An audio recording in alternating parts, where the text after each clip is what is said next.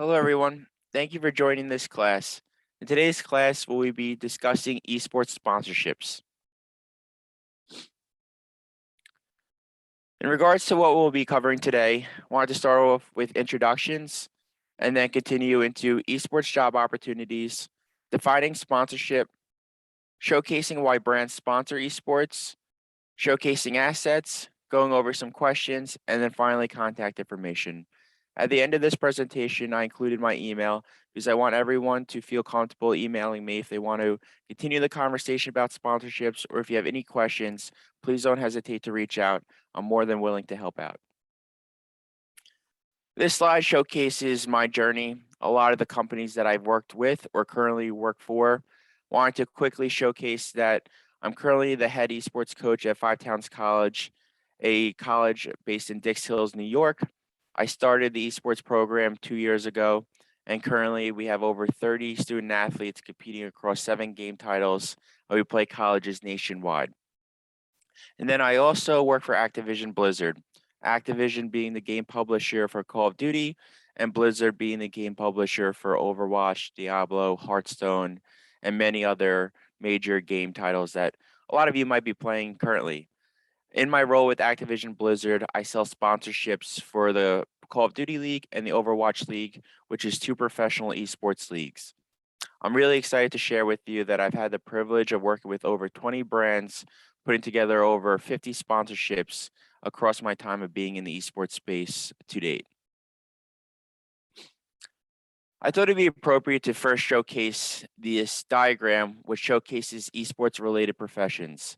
I wanted to say kudos to everyone in this class to learning more about esports. The job industry is continuing to grow in the esports, and I'm really confident that no matter what you're interested in, all of you can find a home in the esports industry one day.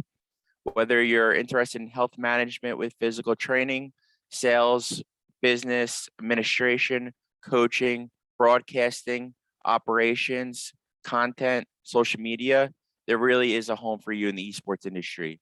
So when you take a look at this diagram, see what you're passionate about or see an area that you want to learn more about and fully dive into it, because you can find a great job opportunity in the esports industry.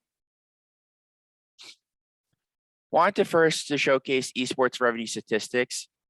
These numbers are a little outdated, but nevertheless, this slide showcases how important sponsorships is for the overall growth of the esports industry.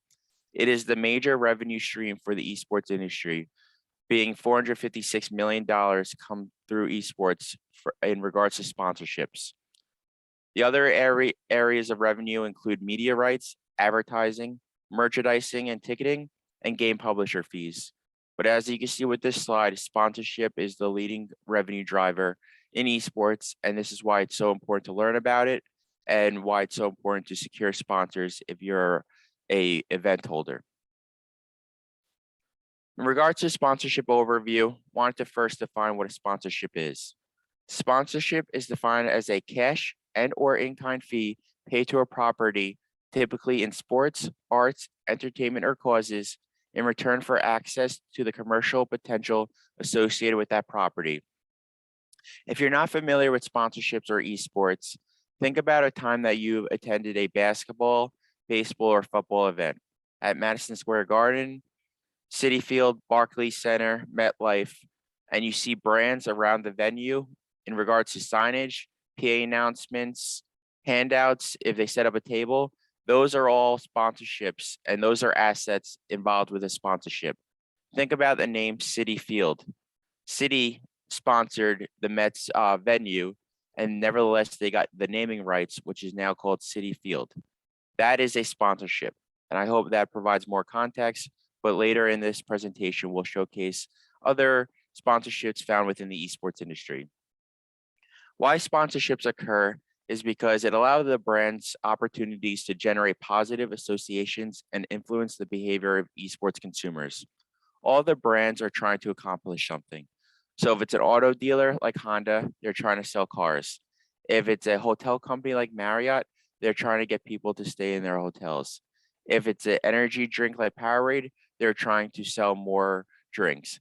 So brands sponsor and engage with esports, streamers, talent, events, because they want to influence the consumer behavior.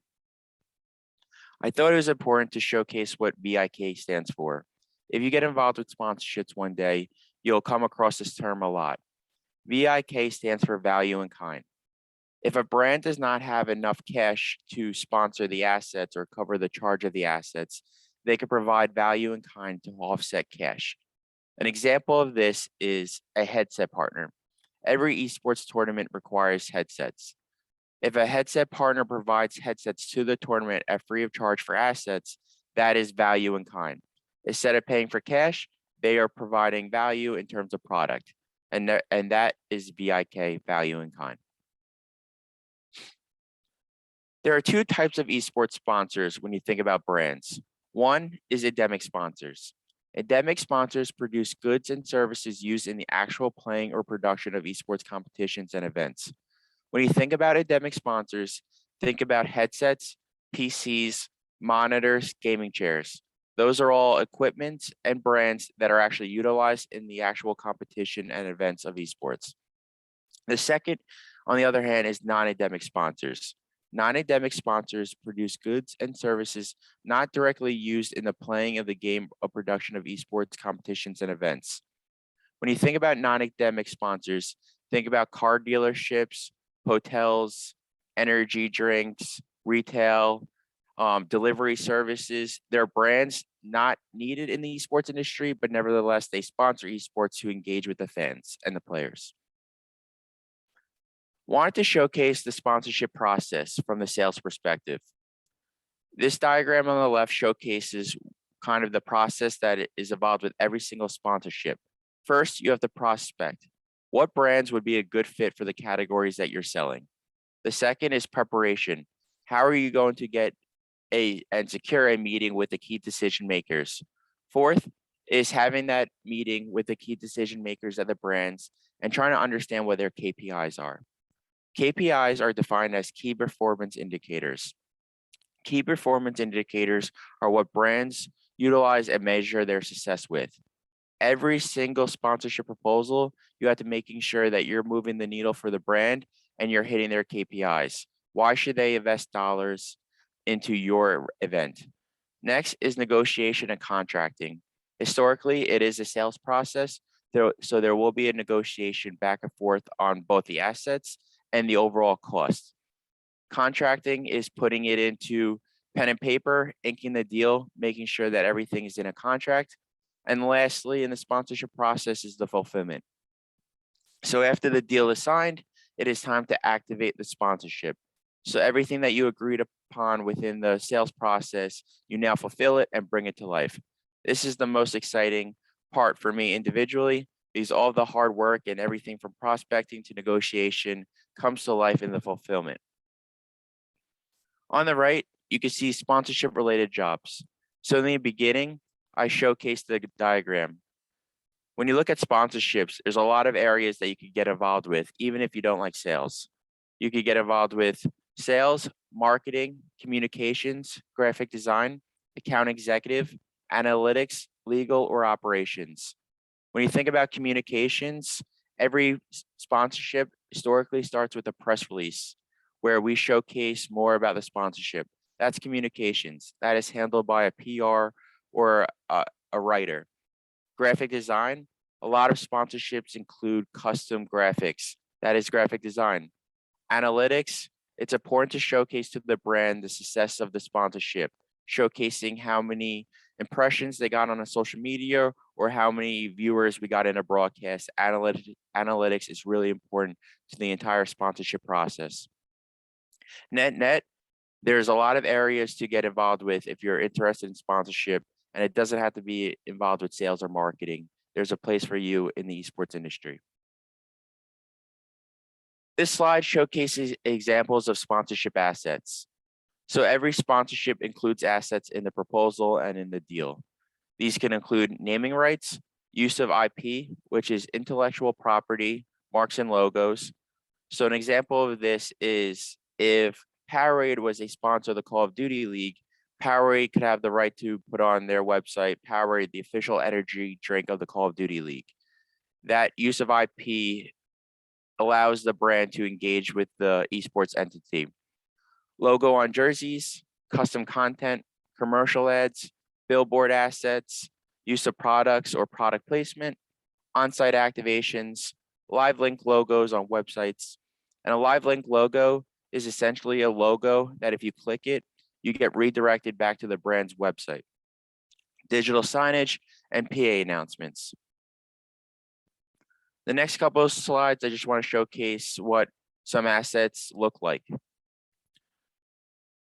So this is one of the coolest sponsorships to date. It's actually the biggest revenue driver sponsorship, and it happened this year. Team Solo Mid, a professional esports organization, partnered with FTX, a cryptocurrency. FTX is now involved with the naming rights of Team Solo Mid. So every time you see Team Solo Mid on social media, a website, or on stream, FTX will always be associated with TSM, Team Solo Mid. It's a really unique partnership because historically, sponsorships included assets that we just included, but this one is now involved with the actual name. You can't really get more brand impressions for FTX rather than this. Kudos to both Team Solo Mid and FTX on bringing this to life.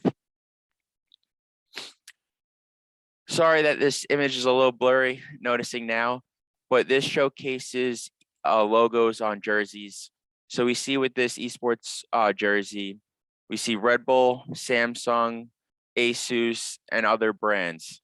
So this is highly a great asset for brands to engage with because in stream or on photos, their brands are going to get impressions based on the players wearing these jerseys. This slide showcases product placement. A lot of you might be familiar with Tim the Tap Man, one of the biggest esports influencers and talent that we currently have today. Plays a lot of Warzone, Call of Duty, as well as Halo. In the back, you can see the Monster Energy cooler. That is product placement. So it's not really forward facing, it's more in the background, but Monster Energy is really getting great impressions and great product by partnering with Tim the Tap Man. This slide showcases the Extreme Masters that is put on by ESL. You can see in the top middle that Intel sponsors the entire event, and Intel is the naming rights for the Intel Extreme Masters. You could also see with the slide that Intel is on the stage, so they got digital signage as well as the naming rights. Great exposure for Intel as a whole. And this one is talent broadcaster studio, whether it's in person or a virtual studio. State Farm is the presenting sponsor of the broadcast in the studio, and a great asset, as you can see right in the middle with their signage front and center. So why do brands invest a lot of dollars in esports sponsorships? There are several rationales for sponsorship. One, to enter a marketplace. Two, create awareness among consumers. Three, position goods and services in positive ways. Fourth, influence consumer behaviors. Fifth, form partnerships with numerous stakeholders. This is important because brands can either try to engage with consumers, which is B2C, or it can engage with other brands, which is B2B. A B2B example is, think about a hotel. If Marriott is sponsoring an esports industry, not only are they trying to engage with the fans, they could also try to engage with the other partners and the other brands, because all brands have to utilize hotel rooms for meetings. So Marriott would sponsor an esports event to engage with both B2B, business to business, as well as B2C, business to consumer. And lastly, reach hard to reach consumers. We know in esports that the demographics are historically male between the ages of 18 to 24, and they're not watching linear television. They're cord cutters. So these brands have to utilize esports to reach these demographics and these fans, because they're not reaching them in other marketing areas. It's important to showcase that not only are brands engaging with and reaching fans, they're really positioning themselves in a positive way. This slide showcases the success of esports sponsorships. 84% believe sponsors are critical to the success of esports. The fans understand that sponsorship is the leading revenue driver, and without sponsorships, the broadcasts or the events wouldn't be as successful as they are. And then when we look to the bottom one, 66% are likely to buy from a brand company if they sponsor the favorite athlete, team, or league. This showcases why brands sponsor esports, because the fans are highly receptive to what they see and what they are advertised with. This slide showcases a lot of brands that sponsor currently in esports. You can see we have a lot of endemic sponsorships as well as non-endemic sponsors. So non-endemic sponsors that you can see right here: McDonald's, IKEA, H&M, Starbucks, BMW, UGG. And then you have endemic sponsorships like Microsoft, Samsung, even YouTube, because that's utilized to showcase and broadcast the streams. To wrap up this presentation, I want to go over some questions, and this could be an in-class discussion. Can anyone answer, what does VIK stand for? The next question that I wanted to showcase: can anyone explain the difference between endemic and non-endemic brands? And then lastly, I wanted to showcase 2 exercises that hopefully you guys could all do right now or over time. The first exercise is, you are tasked with creating an esports event at your school and you oversee sponsorships. Think of 2 businesses that would be a good fit and create a mock sponsorship proposal. So for this exercise, you are in charge of sponsorships and you need to drive sponsorships to help offset budgets. What 2 businesses, they could either be local or national, would be a good fit for them, for the brand, and what assets would you provide to this brand? Good luck, and hopefully you could close the deal. The second exercise is, pull up a video from a major esports event that has occurred in the past and point out all the assets that you see throughout the broadcast. Which one was your favorite? Which brands do you think are activating in the right way and in a positive manner? Would you be influenced to buy their products after seeing their assets come to life? And to wrap up this presentation, like I said, I wanted to provide my personal email address. If anyone has any questions about sponsorships, want to learn more, or need any insight about the esports industry as a whole, please don't hesitate to reach out. I look forward to hearing from you and working with you one day. Thank you so much.